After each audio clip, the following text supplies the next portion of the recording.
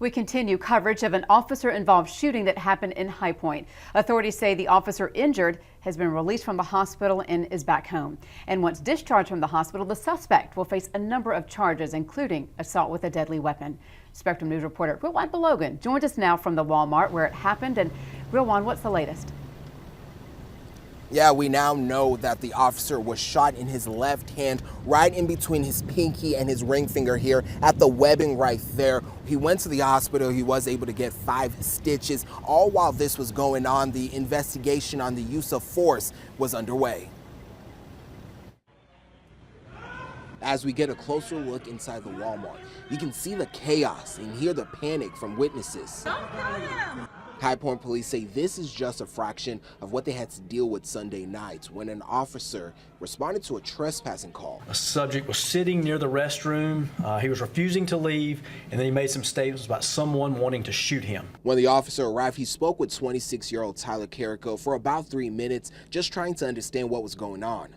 Major Travis Stroud says when his officer was checking to see if Carrico had any warrants, the 26-year-old ran. They had a short altercation where they wrestled around. The suspect then jumped a counter. This is when the officer pointed his gun at Carrico. The subject initially complied while he was on the ground, held his hands up.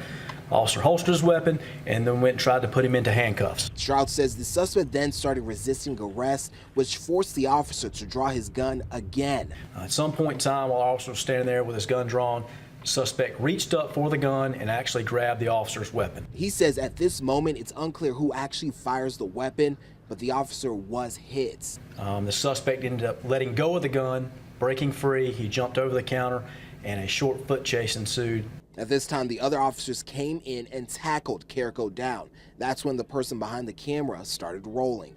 At one point in the video, you can see an officer repeatedly punching the suspect. I saw him, quite frankly. I see the officers acting in accordance with their training. Carrico was ultimately taken to the hospital where he was seen for a mental evaluation. During this time, officers checked him for other issues not related to the altercation. He has some blood disorders and some infections that need to be taken care of.